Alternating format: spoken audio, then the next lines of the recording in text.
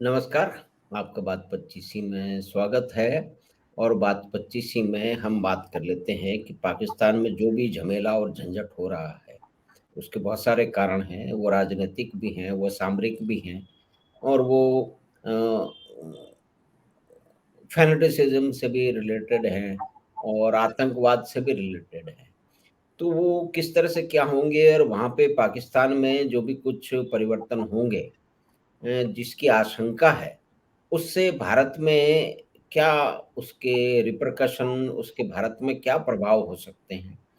तो उसके लिए बात करने के लिए हम बहुत ही जाने-माने जो डिफेंस के, रणनीति के जो एक विशेषज्ञ हैं, जिनसे हम पहले भी मिल चुके हैं, ब्रिगेडियर डॉक्टर विजय सागर दहमन साहब, आपका स्वागत है सर। थैंक वेलकम, यू जय वेरी हिंद। मच। जय हिंद। तो सर, ये जो पाकिस्तान में जो भी कुछ परिस्थितियां चल रही हैं, और तो उसका भारत की भविष्य की सामरिक जो है स्ट्रेटजी है, रणनीति है, और दूसरी जो रिलेटेड एस्पेक्ट हैं, तो उस पे क्या प्रभाव आप समझते हैं? आप तो इन सारी चीज़ों को और घटनाओं को बहुत ही जो है वो नज़दीक से और बहुत ही विस्तार से देखते रहते हैं। तो डॉक्टर विजय सागर साहब, आपको माना जाता है कि आप एक एकेडमिक वॉरियर हैं और सोल्जर स्कॉलर हैं, तो जो कि सिर्फ रणनीति और सेना की जो रणनीति उसी और उसके इतिहास की नहीं, बाकी भी जो सारे जो महत्वपूर्ण ऐतिहासिक, सामाजिक और राजनीतिक जो दृष्टिकोण है, उस पे भी एक बहुत ही गहरी नज़र रखते हैं। तो डॉक्टर विजय सागर साहब, आपका स्वागत है बात 25 में एक बार फिर से। तो आप कृपा करके ये पाकिस्तान में जो भी कुछ हो रहा है और इसका भारत पे क्या इम्प्लीकेशन, क्या प्रभाव हो सकते हैं आने वाले समय में, तो उस पे आपका क्या आकलन है, वो कृपा करके आप साझा करें। ब्रिगेडियर डॉक्टर विजय सागर साहब। देखिए, जहां तक पाकिस्तान का सवाल है, जो आज की प्रेजेंट ग्राउंड सिचुएशन है, इसको अगर समझना है तो हमें थोड़ा सा इसका हिस्ट्री भी देखनी पड़ेगी, जी, प्लस टेररिज्म का एंगल भी देखना पड़ेगा, प्लस न्यूक्लियर एंगल भी देखना पड़ेगा। तो ये मैं जी, बारी बारी इन चीजों को इलेबोरेट करता हूँ, ताकि जी, हमारे दर्शकों को थोड़ा सा जरा समझ में आए कि ये गेम है क्या। जी, अगर आप पाकिस्तान का इतिहास देखें तो 47 में मोहम्मद अली जिना आए थे। उनको लियाकत अली खान साहब ने डिस्प्लेस किया with the help of major general Ayub Khan. कहानी अलग है, टाइम नहीं है उसको बताने का कि कैसे वो कू किया गया और लियाकत अली खान साहब सामने आ गए।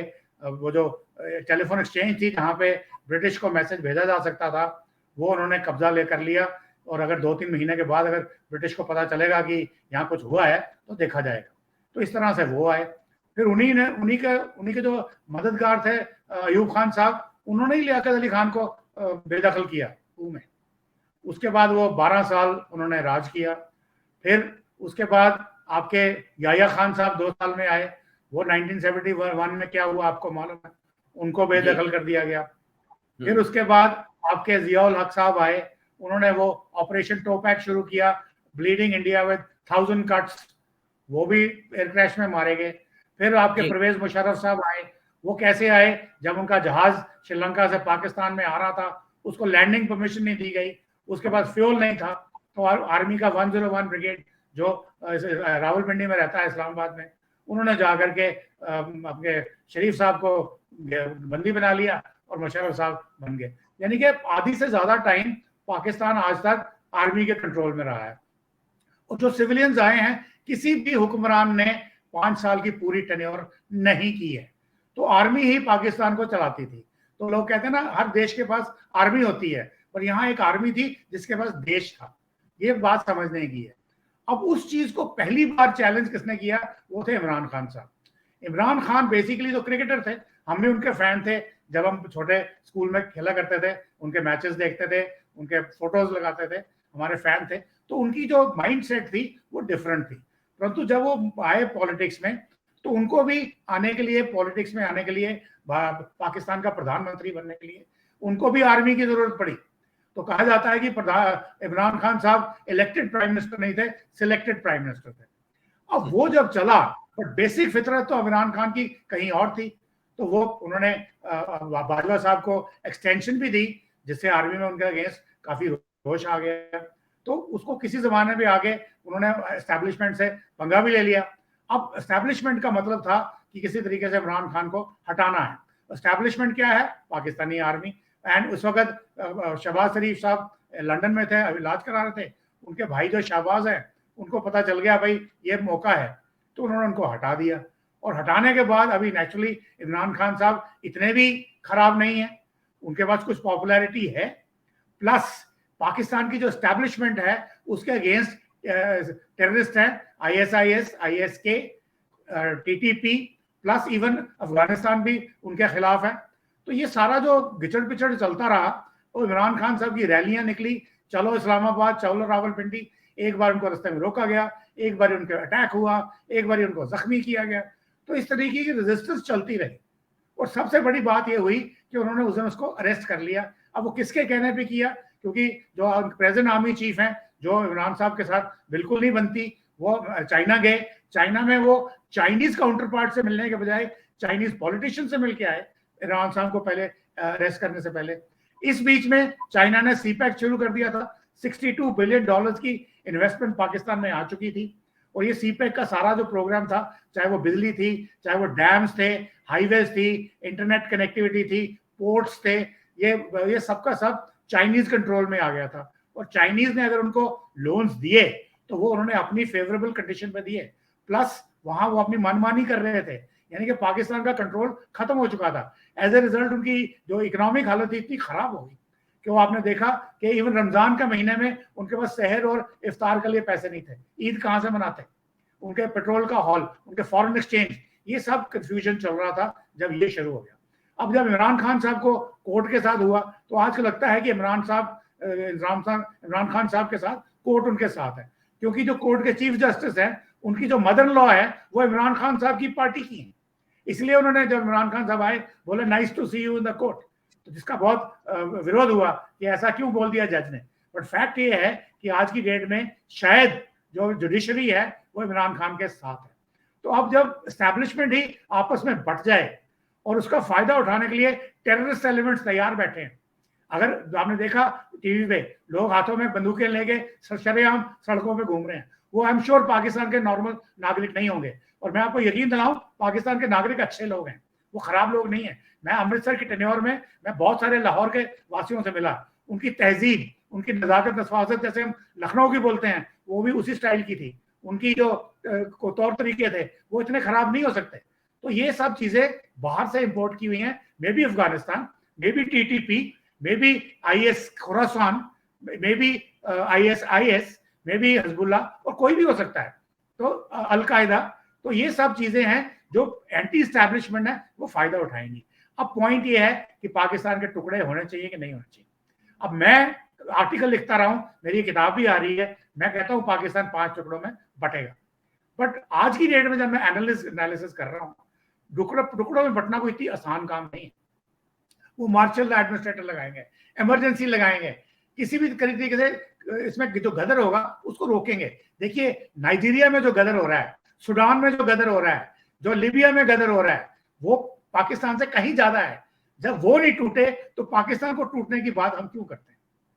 परंतु अगर वो पाकिस्तान टूटेगा नहीं, फेल्ड स्टेट होगा, वो अब इंडिया के लिए क्या इंप्लीकेशन है कि वो क्या करेंगे कि किसी तरीके से आज हमारा सीज फायर चल रहा है लाइन ऑफ कंट्रोल के ऊपर, वो तोड़ के कोई एक्शन कर सकते हैं इंडिया अगेंस्ट, जिसको इंडिया रिटेलिएट करे तो वो अपने लोगों को बोले देखो हिंदुस्तान ने हमारे पर हमला कर दिया है, तो आप इकट्ठे हो जाओ, इसको भूल जाओ, अपने आपसी रंजिश को भूल जाओ और इंडिया के अगेंस्ट हो जाओ। ये हो सकता है। इसके लिए अगर आपको पता हो, इंडियन एस्टैब्लिशमेंट ने अपनी तीनों सेनाओं को पूरी की पूरी अलर्ट पे रखा हुआ कि ऐसा कोई मिस एडवेंचर ना हो।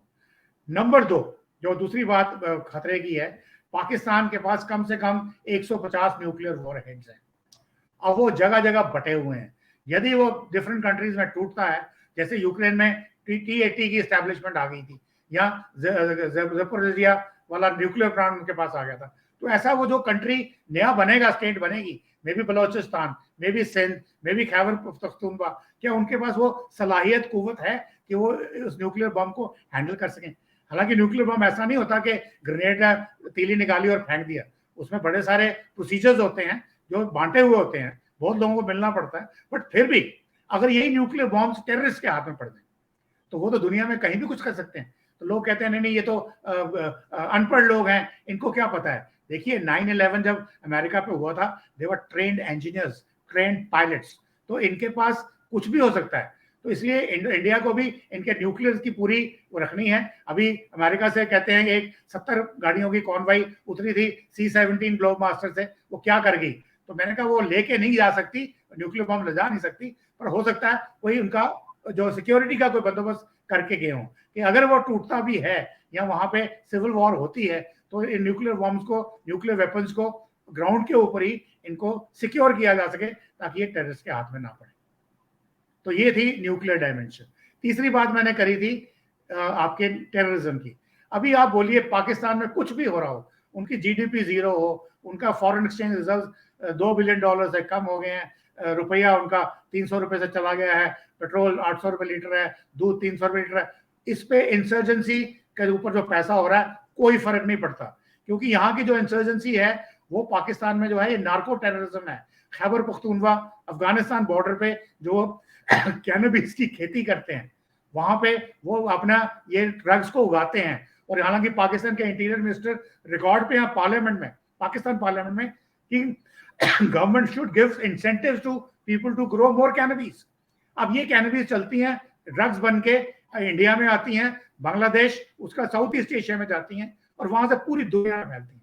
अब इसका जो सारा पैसा है वो एक अलग पैरेलल इकोनॉमी है जो पाकिस्तान के बजट में या उनकी जीडीपी में नहीं आता है, ये कंट्रोल करती है आईएसआई। तो जहां तक टेररिस्ट एक्टिविटीज का सवाल है, चाहे वो J&K है, नॉर्थ ईस्ट है, चाहे वाया नेपाल है, वाया श्रीलंका है, वाया राजस्थान है, किसी भी हिस्से में है, उसके ऊपर जो मॉनेटरी फंडिंग है उसमें कोई फर्क नहीं है, वो चलता रहेगा no matter what happens to Pakistan. अगर पाकिस्तान कल को शायद अगर टूट भी जाता है तो शायद ये वाला जो नार्को टेररिज्म है ये हो जाएगा अलकायदा का या IS खुरासान का या TTP का, जिन्होंने गजवाए हिंद, गजवाए कश्मीर, गजवाए खुरासान कश्मीर, ऐसी सारी जो चला रखी हैं।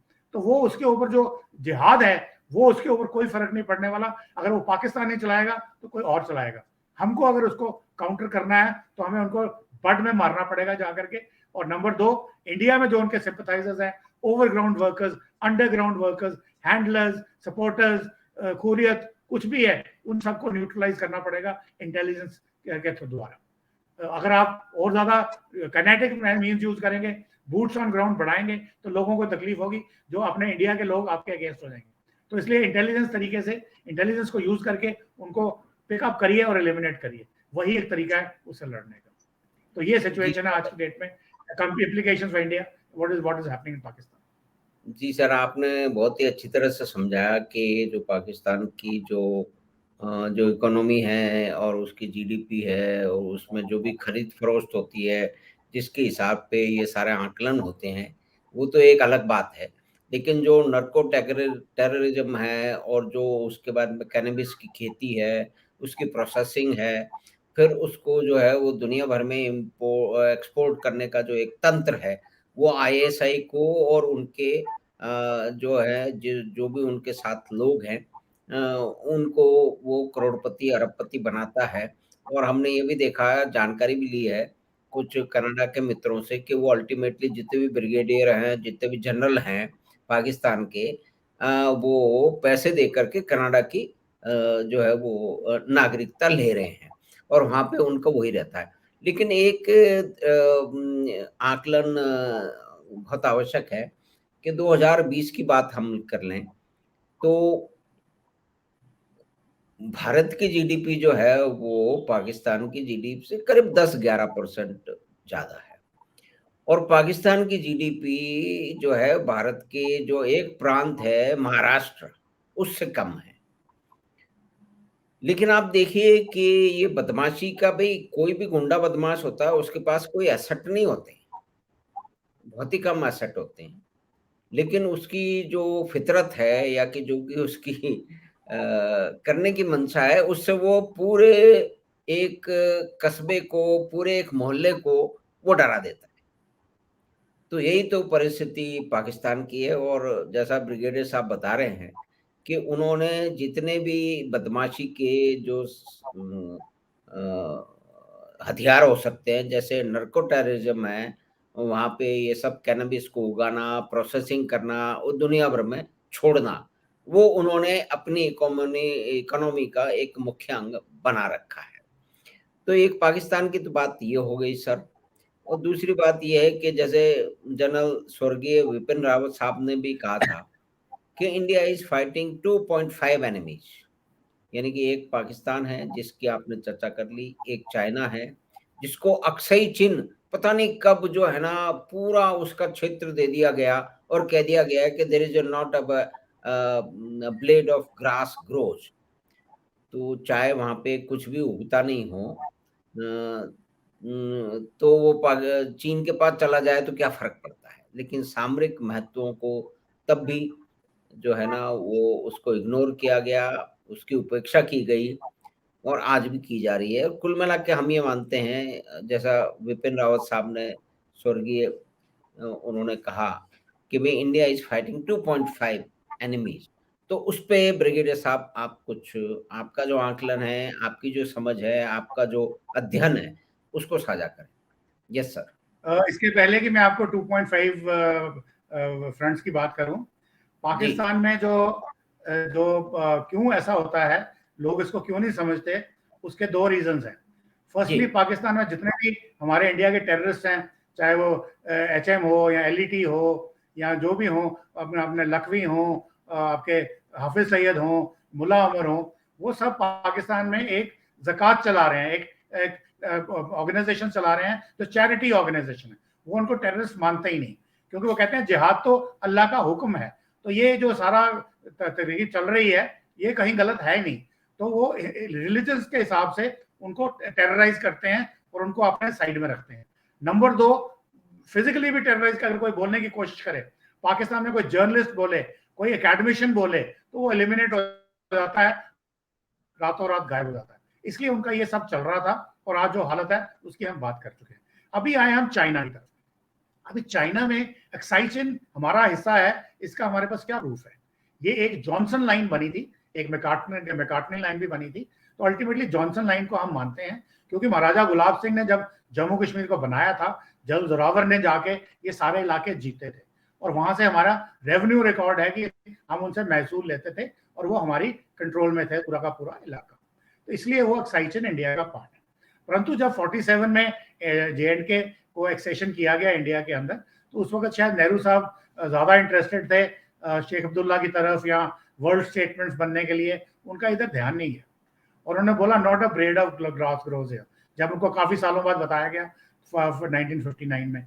तो वो दूसरे MP थे, वो खड़े हो गए, उन्होंने बोले, उन्होंने अपनी टोपी उठाई, जो गंजे थे, बोले देखिए nothing grows on my head also, मैं गंजा हूं, तो क्या इसको काट के फेंक दूं? अब पॉइंट ये है, एक्साइचिन में चाइना क्या इंटरेस्टेड था? उस वक्त चाइना ने अभी तिब्बत को एनेक्स करना था।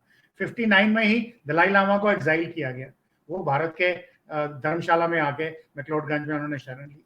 तो उस वक्त उनके पास कोई रास्ता नहीं था लहासा पहुंचने का। एक ही रास्ता था जो शिंकियांग से शुरू होता था, काशगर से, और वो वाया G219 हाईवे है, वो एक्साइचिन से गुजरती थी। इसलिए चाइना के लिए बहुत जरूरी था कि वो तिब्बत को हथियाए और बोले कि एक्साइचिन तिब्बत का पार्ट है, इसलिए वो चाइना का पार्ट है। और चूंकि इंडिया की कोई रिएक्शन नहीं थी, हमने आर्म फोर्सेस को रेलीगेट कर दिया था। हमने बोला हम शांति प्रिय हैं, हम तो पंचशील में विश्वास करते हैं, हिंदी चीनी भाई भाई वगैरह वगैरह वगैरह। और अल्टीमेटली चीन ने बता दिया कि उसको एक्साइचिन क्यों चाहिए।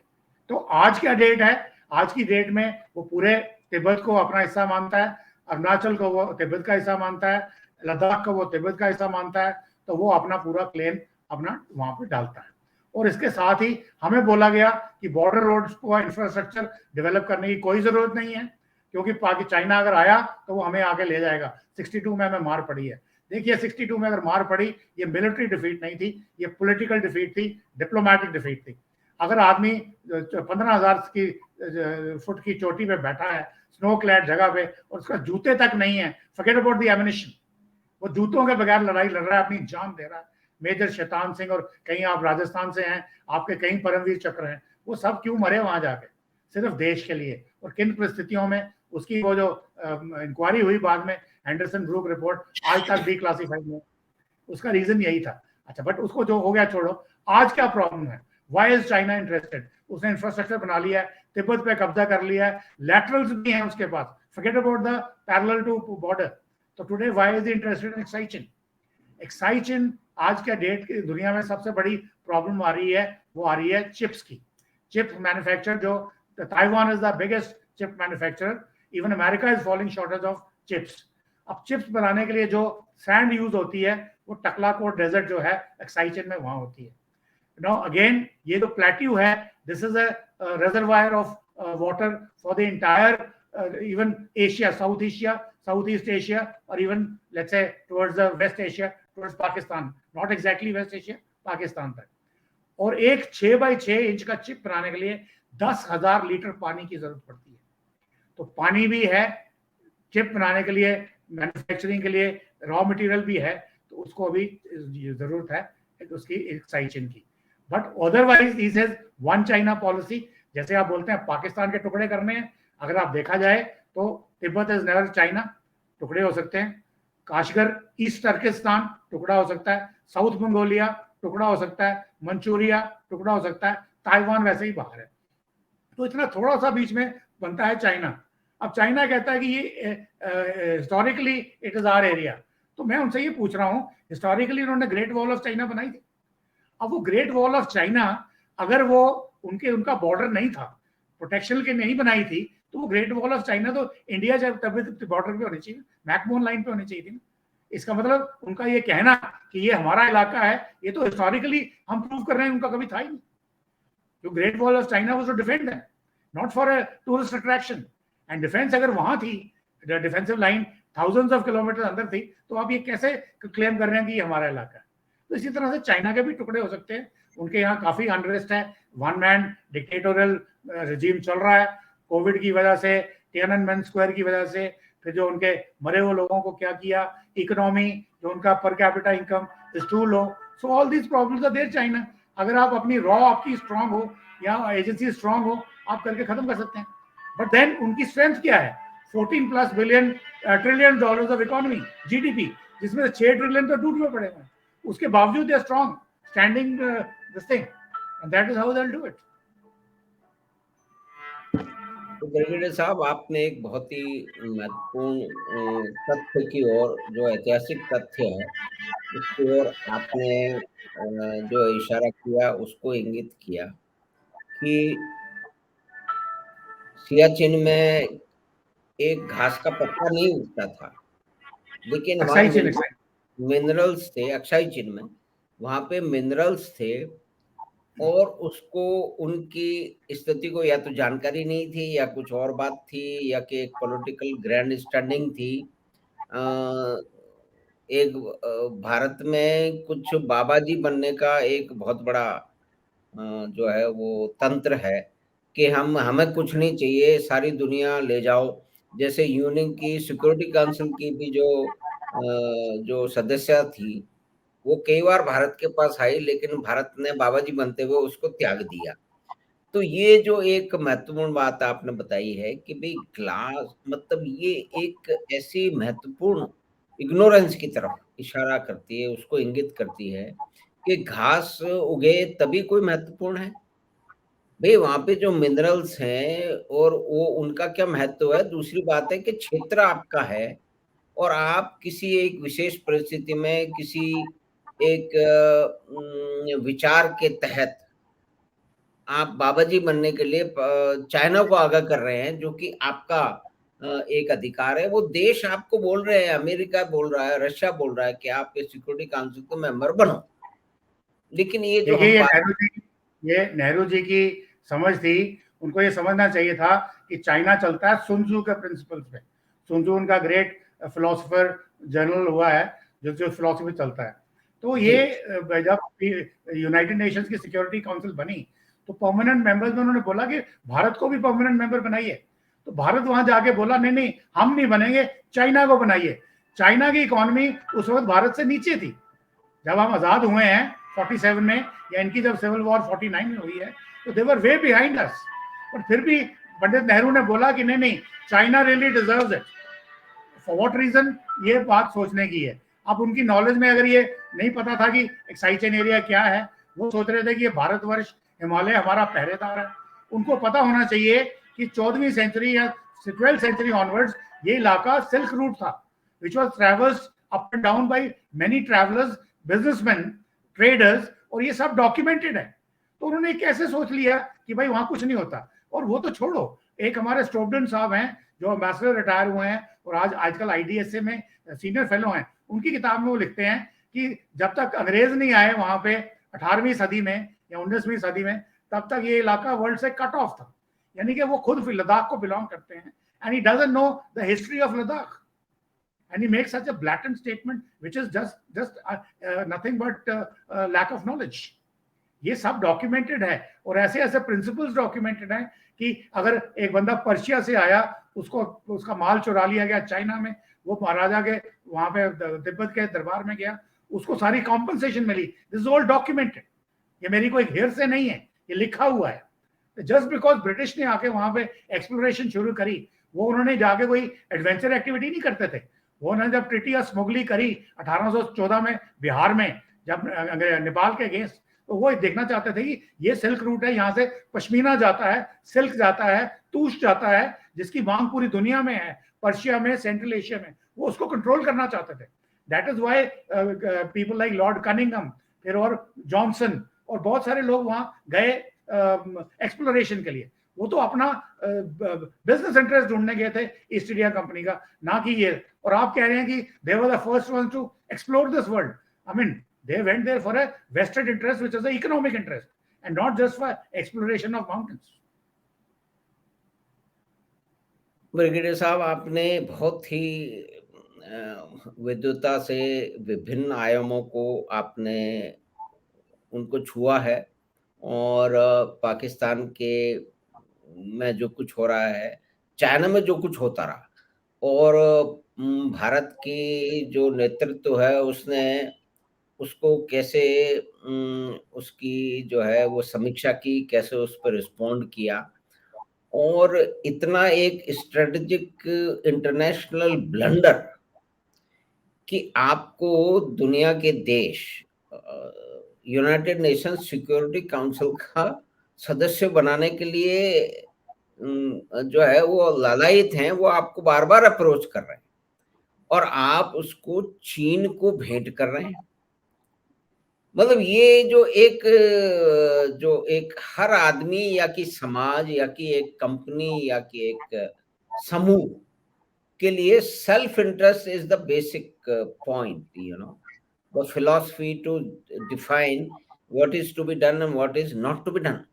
लेकिन यहाँ आप देखिए कि देश के सामरिक महत्व को, अंतर्राष्ट्रीय महत्व को, उसको तिलांजलि देके एक बाबा जी बनने के प्रयोजन में या कि उसके अनुष्ठान में ये कह दिया गया कि नहीं नहीं नहीं नहीं, हम नहीं बनेंगे, चीन को बनना चाहिए। और उसी चीन ने 15 साल बाद में या कि 16 साल बाद में 1962 के आते आते भारत पर आक्रमण कर दिया। तो ये बहुत सारे जो दृष्टिकोण हैं, जो कि घटनाएं हैं, उनका सामंजस्य करके आपने जो एक मुख्य धारा की एक मोटी-मोटी समझ की बात हमारे दर्शकों को समझाई, उसके लिए आपका धन्यवाद और नमस्कार। और हम आपको के पास फिर आएँगे इसी तरह के सामरिक महत्व की मीमांसा करने के लिए, जिसका देश पे और देश की राजनीति पे और विदेश नीति पे उसका प्रभाव हो।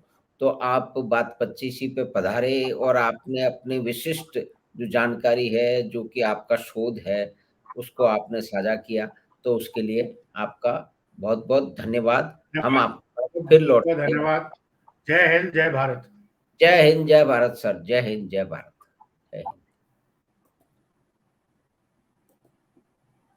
नमस्कार। तो हम बात कर रहे थे ब्रिगेडियर डॉक्टर विजय सागर साहब के साथ में, जो कि एक स्कॉलर वॉरियर माने जाते हैं, और वो सिर्फ सामरिक महत्व ही नहीं, उससे मिली-जुली जितनी भी जो उसके अंग हैं, जितने भी प्रभाव हैं, चाहे वो इंटरनेशनल डिप्लोमेसी हो और सामरिक महत्व के जो भी बहुत सारे बिंदु हों, बहुत सारी घटनाएँ हों, उस पे बड़ी ही तीखी नज़र बहुत लंबे समय से रखे रहे हैं। तो उनके संसर्ग से, उनकी बातचीत से हम अ लाभान्वित हुए हैं। तो उनको मैं सभी की तरफ से धन्यवाद देता हूँ, और आपको ये बात 25 की बात पसंद आई है, तो आप बात 25 को सब्सक्राइब करें, और लिंक अपने मित्रों और चैनल के साथ सब्सक्राइब करें। जय हिंद ब्रिगेडियर विजय सागर साहब, आपसे हम फिर मिलेंगे इसी तरह की महत्वपूर्ण बातों के लिए। धन्यवाद, नमस्कार।